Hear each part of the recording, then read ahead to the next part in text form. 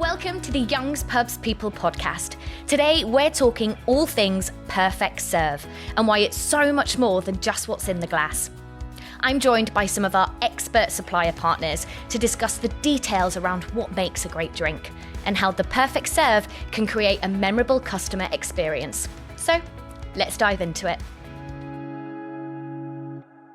Welcome everyone. How are we all? Very good. Wonderful, thank you. Fabulous. I'd love to do some introductions so our listeners know who is in the room. I'll start to my left. I'm Issy, training manager at Young's.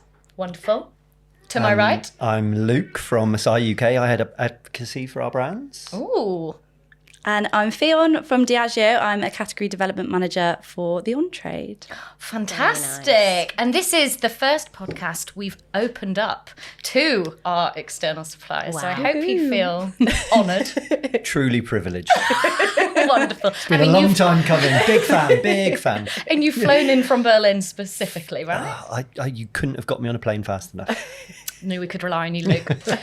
Wonderful. So shall we dive in to the wonderful topic that we're all here to chat about, the perfect serve? Izzy, I'm coming to you first. Mm-hmm. From a Young's perspective, what is the perfect serve? That's a very good question, Ellis. You're under pressure now. I think the perfect serve it's all of those little elements that build to make that perfect, not just drink, but perfect experience for a customer. I think it all adds to that element of hospitality, right? Like if you've got the perfect amount of ice in the perfect glass, perfect temperature, it all kind of adds to that customer experience that they've come to receive. Mm-hmm. So yeah, I think it's just so much more than just the drink, and it's about how it's presented, how it's made in front of you, how the team have kind of put a lot of effort into making it that perfect drink in exactly how it was supposed to be intended, right? Like from everything from like the suppliers, whether it's a spirit, whether it's a beer, whether it's a wine, it's all about exactly how that drink was supposed to be experienced by the customer. So very important. And it matters, right? Yeah, just from what you were saying. And I guess if one of those things is off or not quite right, do you think a customer would notice? Oh, for sure. Yeah. And I think especially like where the times are right now, people are a lot more intentional with how they're going out. So they're going out for that memorable experience, because you can get a gin and tonic anywhere, right? Yeah, I mean you can make one at home, exactly. But it's not going to be perfect. Exactly. But if you're choosing to go out to a pub and you're spending that money, which is a lot these days, Cosy lives, right? Cosy lives. Yeah. So if you're choosing to go out, spend that money on that gin and tonic, you want it to be the best gin and tonic you've ever had. So I think it's very, very important. Absolutely. And I think actually what you mentioned there was at one point about how it feels as a customer. Yeah. So it's not necessarily, a customer looking at a drink going, they could have put one more cube of ice in there. But it's on, it's been served a beautiful spritz at the end of a hard working day. You've gone to the pub to see a friend, you want to unwind, and whatever you've ordered, whether that is that cold glass of rosé, but it's in a beautiful shining glass. Yeah. The staff will welcome it, all of those things. Yeah, it all builds. It builds that experience. Yeah. And they probably won't sit down and go, that's the best Aperol spritz I've had. They might do. I don't know. We hope so. But they're probably going to remember that occasion with their friend and it'd been like, on that hot day, how gorgeous was that drink? Yeah. Those sort of experiences. And it's the consistency too. Like we build so much loyalty with regulars in our pubs and customers who might come in for the first time, but you have that opportunity to capture them again because they'll be like, that is a bloody good gin and tonic. I'm going to come back for that again. Yeah. So I think that consistency as well is so important because it's going to build that loyalty in your community. It's going to build your reputation of your pub. Yeah. Yeah. And customers notice when it's not right. I mean, I do. Yeah. If you go get a gin and tonic and it's got, you see them behind the bar, don't you, like scrabbling around in like the bottom of the fruit barrel thing. Tiny bits of ice. Yeah, tiny bits of ice. Yeah. And then chips. The bloody, like, not even half a wedge, a bloody bit of peel just shoved in. And you're like, it's just not good enough, is it? And it's not what you're paying for, and it's not what you want to, you're buying that product because you want to enjoy that drink. Mm-hmm. And you need all of the elements to do that, right? Yeah. Absolutely. Yeah. It's got to come together, hasn't it? The experience has already been used as a word a few times today, but it ultimately is all about what that first sip is. You see it with your eyes, it comes to the bar or to your table. all of those things, all of the hard work that's gone from the supplier side, all the hard work that's gone to open that pub or that bar or that restaurant that day, it all comes to life when you take that first sip. And it needs to taste and feel as good as it's been in your mind all day. You've been sat in the office, you're 100%. Waiting for that first glass of wine, gin and tonic, pint of beer.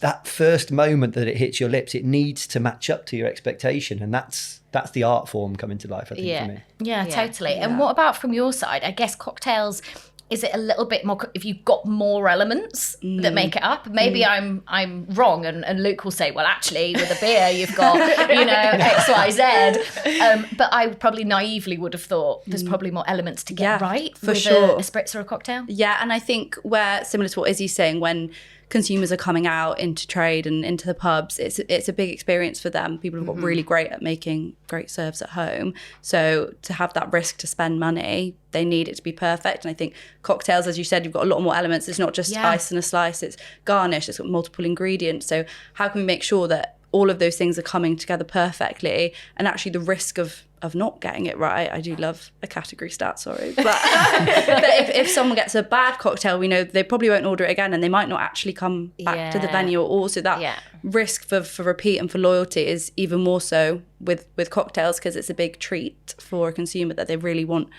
something that's worth spending £10-15 on. Yeah, so true. Absolutely. And I think it's been mentioned again a couple of times, but that first impression, you said it beautifully, Luke, that actually, when you see that drink come to the table, it's all the effort, not only into that drink, but the pub setup, the manager opening the doors, the staff training, it all goes into that. There's a million things that have happened before you've even ordered your drink, right? We arrived here this morning, there's a delivery coming in, they're cleaning glassware, the kitchen's being set up, rooms are being set, tables are being dressed perfectly, flowers are being presented in the right places so that they look great, but they smell great, but they also don't interfere with a food moment or a drink moment. Yeah. The science behind pubs, bars, restaurants is a science, but a kind of unknown version of it. We just do it naturally. It's a habit. It's things we've learned over years. The lighting in a venue is perfectly set up for it. And when that drink then comes to your table, it has to come to life. Yeah. It's not just liquid in a glass. It's that theatrical moment. It's that taste moment. It's that good time, bad time, happy time, sad time, whichever one you're taking into account at that moment. That's got to match up to your imagination. Cosy living wasn't something that wasn't a phrase I was familiar with. Cosy lives. Cosy lives. Come on, maybe apologise for my naivety. But it's expensive to go out now, and you just want to get value. And value can be a £30 cocktail, and it can be a £6 cocktail. Yeah. But what you expect, you want to get, and that's where it's got to really come to life. It's got to deliver on your expectations. Yeah. And do we think there's probably, we've mentioned consistency, presentation, glassware, garnish. Is there something that is more important than others? Is it naive to say the product is the main character and all the other there are supporting acts, or no? I don't know. I'd go the opposite. I love all the drinks we have on the table. I love every drink you get at the bar, but it comes down to the people ultimately. Right? Pubs are about people, and you can serve the best beer in the world, but if you don't have an engaging situation, you don't get on, you don't have a good conversation, you don't get welcomed nicely, or you don't, there's a grunt at the end of your serve, you're not going to enjoy that pint. It all comes into that whole experience element of it. So I think people come first because people deliver the drink, but they also deliver the experience. So the liquid, the glass, all of those things, which I'm sure we'll touch on, are really important, but we're a people first industry. So that for me is the make or break on it.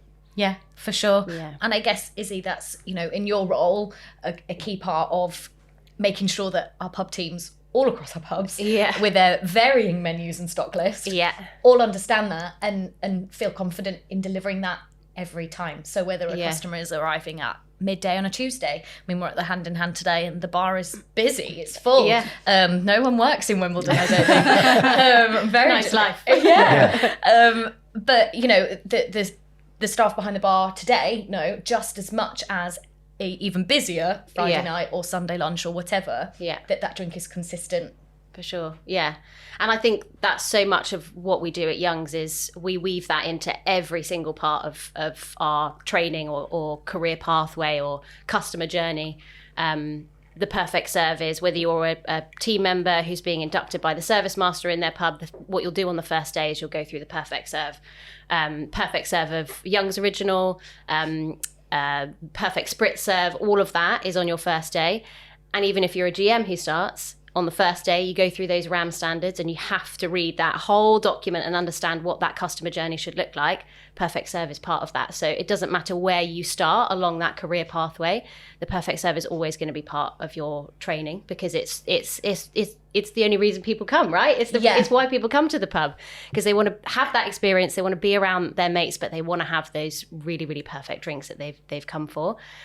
So it's so important that we nail those basics, whether you're team member, assistant manager, deputy manager, general manager. Yeah, absolutely. You've got to know what good looks like to be able to deliver good. Exactly. Yeah. Perfect. Amazing. Fab. So Luke, would you be able to tell us a little bit more about the beer side of things and what perfect serve looks like in a beer? I'm not a beer drinker, so naively, shame on you. I probably will see a pint coming and will struggle to know the good, bad and the ugly. Yeah. My husband would absolutely know the good, bad and ugly, especially the Young's Original. Yeah. But tell us a little bit more about, what goes into it. Yeah, I guess I'm the opposite of you, Ellis. I spend, even when I'm not in pubs, I'm looking at pints. I'm obsessed with looking at drinks on social media, because visually, we sort of talked about the experience, but visually, it's a huge part of the journey of enjoying your drink or your moment or your occasion.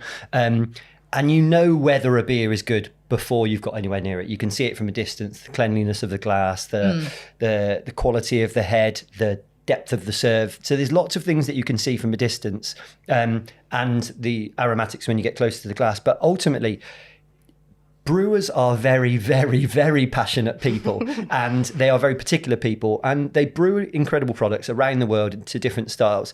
And they work really hard to make sure that the product that leaves their brewery will arrive to your pub perfect and ready to be served. And then they're handing down, it's like handing your baby over to the carer. It gets given to a general manager in the pub, and the expectation there is that they look after it in the same way. So whether that's the cleanliness of the cellar, the cleanliness of the lines, the rotation of the stock, the glassware being the right product, the right glass, served chip-free, cool, perfectly renovated, all those little nuances that go into it all make up 1% each. But each one of those percentage points comes to life in that moment of serve. So you could do all of that. 99% of things could be perfect. And then you put the beer into the wrong glass. So it can be a perfect glass. It can be perfectly clean. But if it's the wrong shape of glass, you then don't get that taste experience. And there's a couple of things. One, your eyes are upset because they're going, this doesn't make sense to me. Yeah. Your mind is upset because the flavour profile isn't quite matching up. And it's like cars. Some people drive Mercedes because they want the feel of a Mercedes. Some people drive Mercedes because they want to be seen in a Mercedes. Yeah. And sometimes the glass of beer is the same as the taste of beer for somebody else. So I think everyone's got their own version of why they drink that bottle of wine, cocktail, whiskey, whatever it might be. And it has to come to life for that individual at a time. So you talked about it perfectly. The hand in hand will know the regulars coming through the door. They will know what style of drink they want, when they'll go to the bar, how they want it served, whether they have certain amendments to their cocktail, little nuances they have, whether they want a perfect pack of crisps next to it. I'm really tempted by these crisps. But it's the journey, it's the experience of all the little bits have to stack up and come to life. And for beer, it feels really simple. But actually, the difference between a good beer and a great beer is the serve. Amazing. And you mentioned a little bit there about glassware. And it's interesting. I'd not thought of it from, one, it's doing a job, but also two, it's marketing. It's brand, right? It's brand awareness. And we see it in our pubs, ebbing and flowing in terms of what's cool from our consumers, but also our internal teams. They drive quite a lot of that. So, we've always said, get the pub teams on board and they will do the selling for you because they're there drinking it themselves. And I think that's the biggest compliment. God bless them. Yeah, absolutely. But the glassware, so the job of, can you tell us anything about what makes a beer taste different or better based on its shape? Because I wouldn't have a clue. Do you know, I got into conversation. I was going to say rant, but a conversation with a influencer. It was a rant. It was an argument. A couple of days ago, and they basically, there was some back and forth conversation about a beer that they'd put on social media, and I'd had a little bit of a rant back. And then this person was saying, I'll never drink a beer from a straight glass. It doesn't make sense to me. And it got my back up slightly, because beer glassware is a marketing tool in many ways, right? You look at it and you go, well, that looks visually appealing. I fancy that. I want to be seen holding that, or it looks good in hand, or I feel cool drinking it. But ultimately, the first fundamental point for a branded glass will always be designed to accentuate the style and bring the style to life. So no matter where you are in the world, you will see different beer glasses to go with different styles. So I'm drinking an Italian beer right now. How on brand of you. Peroni Nastro Zero available at the hand in hand. But I love countries like Belgium, Germany, the Netherlands, in terms of the way they deal with glassware. So you might have multiple different glasses for the same brand for different occasion. So if you go to little villages in the outskirts of Belgium, you will go in and on a winter's day at lunchtime, you might get served a slightly shorter, more rounded glass, because you want to get more robustness from the flavour. So you want to bring out more of the hop content. Or if it's really hot and summers, like today, we're in a tall thin Peroni glass, which takes its style from a Kolsch glass, which is all about really directing that clean flavour straight into your mouth. So I'll drink that, and straight away I'll get a little bit of sweetness, not crazy amounts of bitterness. It will just be super refreshing. If I put that into a bowl glass, or a tankard style of glass, or more like a chalice style of glass, what I'll get more is more of the malt flavour, more of the bitterness will open up. So it's directing me to drink this style of beer in a particular type of way, and it's designed perfectly to do that. Now, customer is always right. So if a customer wants to drink their beer from a different glass, go for it, because it's their experience. Yes, yeah. But this beer, this liquid, this brew, as the brewers would say, is designed perfectly to sit in that style of glass. Yeah. And if I went and took another beer from our portfolio that has a similar style and a very, very close style of glass next door to each other, they would not work in each other's glass. There is millions of pounds of science development that goes into these things, whether it's cocktails, whether it's beer, whether it's wines. And I think we get it with wine. We understand the nuance of a white wine glass, a red wine glass, size, scale. With beer, we kind of think it's a marketing ploy, and it's not. It's there for experience. Yeah, it's so interesting. I mean, interesting. I didn't know half of that. Amazing. So I guess, Ffion, similar question to you. Yeah.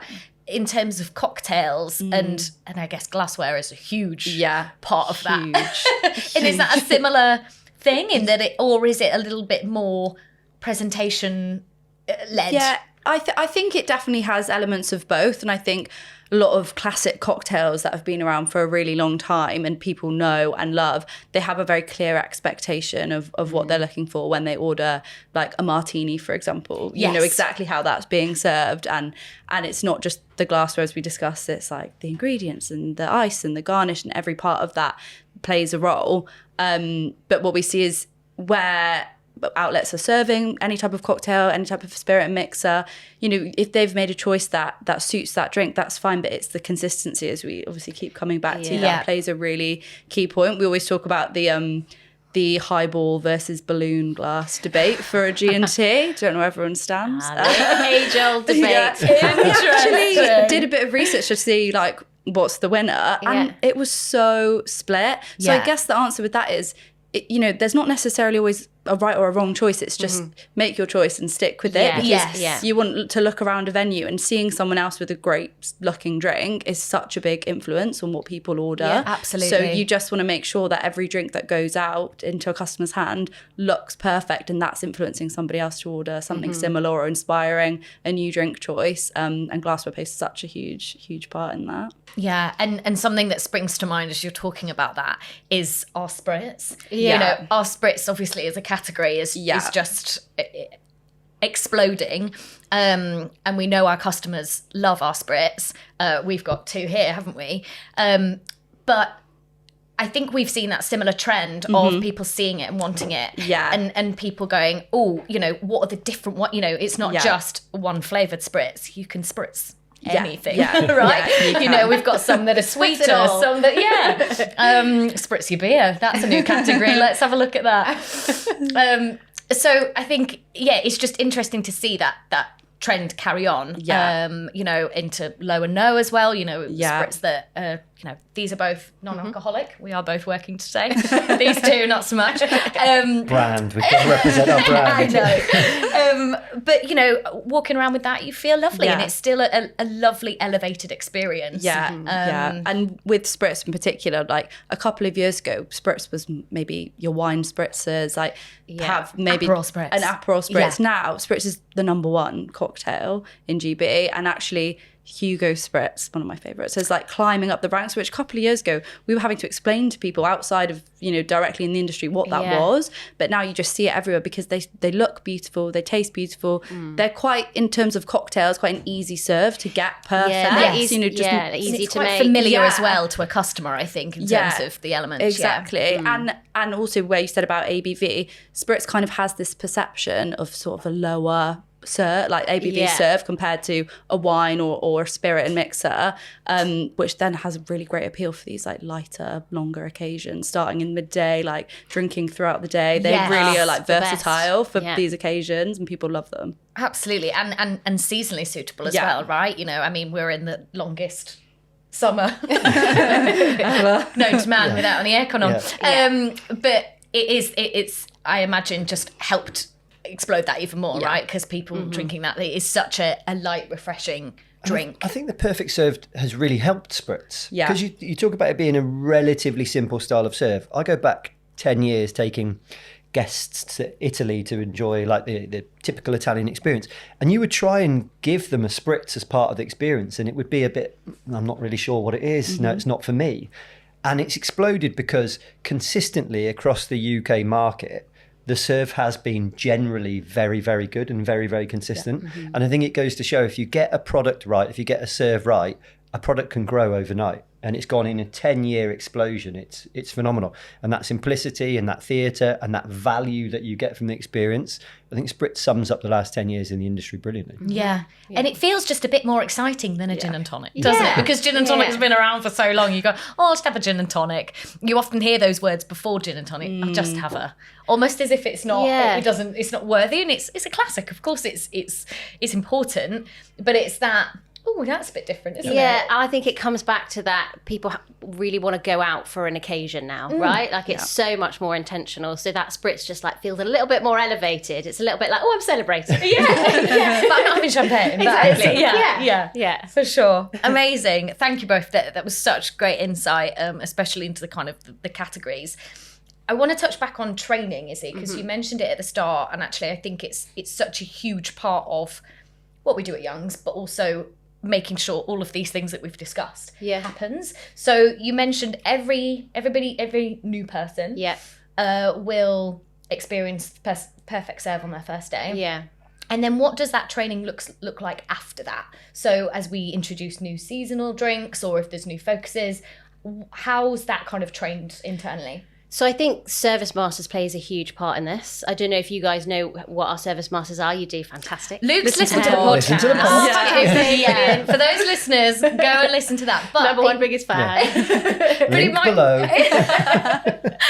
But it might be worth mentioning a little bit about what that role is. Yeah, so we every single one of our pubs has a designated service master who's usually a supervisor or assistant manager, and their role in their pub is to take charge of all team training, whether that's inducting new team or just like driving seasonal changes in the pub, doing shift briefs, kind of like taking that I guess trainer role and leading the team in that way.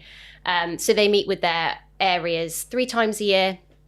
And it's a real mixture of how to do really engaging inductions and how to train your team in an engaging way. But there's always that element of perfect serve weaved into it. I know you guys sometimes do like some supplier-led bits at the end of it where you come and do some inspirational bits for the teams. But a big focus is how do we make sure that the things that you guys do so brilliantly is then communicated to the team. So the service master is kind of like that middle middleman. Yeah, lovely. And so they go away, they have objectives, and their objectives are usually to kind of incorporate what they've done in those service master sessions, in their shift briefs, in team training. And then the next time they come, they present on what they've been working on with their teams. And then we measure that success with their reputation and their sentiment score. So yeah, that's service masters. It plays a huge part in the perfect serve. But then we've also got people like Andrew at the Hand in Hand today. We're in a perfect place for it, who is our a training house specifically for sellers. So every single GM who starts comes through Andrew's door and learns about how he sets up his seller. And I think we touched on it earlier about all those little things that have to happen before you've even poured that pint. And I think seller management and having a clean, a safe, cool cellar is a huge focus for us. And I think, we put as much effort into that cellar as we do front of house, because you've got to get that bit right before you've even worked on your bar, right? So that's a huge part of it too. Amazing. And I guess having the service masters really helps as well, because you've got that. Well, it's a nice development piece for a team member that's curious about hospitality or product, or wanting to learn more, or being that kind of mentor role. But also it's that consistency of that training, so that they're 3 sessions a year. Did you say? Yeah. So they can have time to come back, learn their stuff, come back, apply that, and I guess tweak it as they go. They might come back and try and train it in a certain way that the team don't quite get behind for whatever reason, right? We all learn differently. And then next time, try something different and work with obviously the retail trainers to look at how to engage people, because they need to understand the why just as much as how to do it, right? Yeah, exactly. And then I think it's also important to mention, we do all of our road shows, which take an incredible amount to organise, from the supplier side all the way through to the marketing team, that all of our GMs attend each sort of time there's a big seasonal change, which is then, the GMs are empowered to then take that information back to their team, because the general managers are solely in charge of training their own teams too. So they're a huge part of what makes the perfect serve live and breathe in their pubs. Yeah. So doing those things, getting them out, area meetings, all of those bits that we do along the way, and develop our general managers who are already with us, is also a huge part of what we do training wise. Because training never stops, right? No. We never know everything. Yeah. We all continue to learn, Exactly. and as new trends, I imagine, come in, like you said a couple of years ago, Ffion, somebody said, can I have a Hugo Spritz? People might have gone, I don't know. And now we would hope that all of our pubs, you go in, and especially at this time in the summer, they will have poured a lot of Hugo Spritz by now. They know their stuff, but it's that continued learning and training to top it up, so that, after a fair few years in Youngs, you are well versed in all categories. Exactly. And know how to deliver that to the customer. Yeah. Amazing. Fabulous. Shall we do a quick fire questions? Ooh. Now, you did ask me to see these before, and I said no. So answers are completely authentic. Okay. Dear. Ffion, I'm starting with you. Okay, ready. Favourite garnish and why? Oh, I would say a herb, maybe like a rosemary sprig, because that's really giving you aroma, scent before you've even taken your first sips. You've already got a vision in your mind of what you're expecting from the serve. Yeah, delicious. So that's mine. I like that. Great one. Luke? Favourite garnish? Yeah, tequila. Beer. I just drink beer. No, I had a different question for you. One thing that instantly ruins a good pint of beer. Dirty glass. Ooh, Dirty yeah, glass. yeah. It's the biggest challenge we face. Is it? Yeah. You'll see it straight away. You'll see bubbles stuck to the side of a glass. You immediately know there's an issue.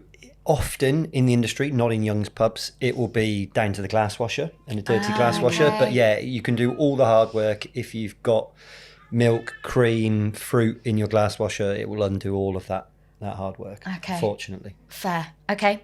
Good one. Issy? Mm-hmm. One detail customers notice more than bartenders might think. Oh, my Great goodness. question. Thanks. Tough one. I would say the ice. Okay. Yeah, because I mean, this is a personal, from a personal perspective, but also I just, you know when you get like 2 ice cubes in a glass and then they just melt and then you've just got a watery drink. And I feel like sometimes people don't quite know how important just filling that glass up with ice is. Yeah. And they're not, I think I'm sticking with ice. Sorry, this quick fire round is stressful. I'm sticking with ice. I think it's a good answer. Yeah, I think it's a really good. good answer. Thank you. Wonderful. Ffion, I'm back to you. What's your most satisfying drink to make and serve? Oh, I feel we've talked about spritz so much, but it is a spritz. You're allowed. You can go with spritz. I think there's a reason that spritz is so popular right now. But I think if you get those ratios perfectly right, you've got your garnish, you've got your ice, you've got a lovely, hopefully thin-stemmed glass, then you've got a very happy consumer at the end of it. Yeah, I'll talk about my favourite glass. In a lovely setting or beer garden, perfect. Oh, lovely. Amazing. Luke, it's first drink of the night. What are you ordering, honestly? Beer. You can. It's a can? Different day, different occasion, different people. You can't beat a nice pint of Peroni Nastro Azzurro. But, caveat, a perfectly served Asahi Super Dry with a 2-part pour in a Young's Pub. Delicious. Ooh, but I'm also a sucker for a glass of red wine. Are you? In this hot weather, though? Oh, yeah, a little chilled bone. Yeah, you can have a fair red. Yeah. Fine. Okay, so you're ordering 3 drinks for your first order. Just to show I'm authentic and not just talking brand. Peroni. Wonderful. Issy, final question. Okay. Describe the perfect serve in 3 words. Oh. Memorable, delicious, and consistent. Strong. Do we agree? I agree. Ladies and gents. In Young's Pub. Yeah. Wonderful. Amazing. Yeah. Thank you all so much. Thank You've you. all given such great insight. A huge thank you for coming and sharing. It's been brilliant. So I guess shall we drink our drinks? A pleasure. Do we Thank have a cheers? you. Cheers. Cheers.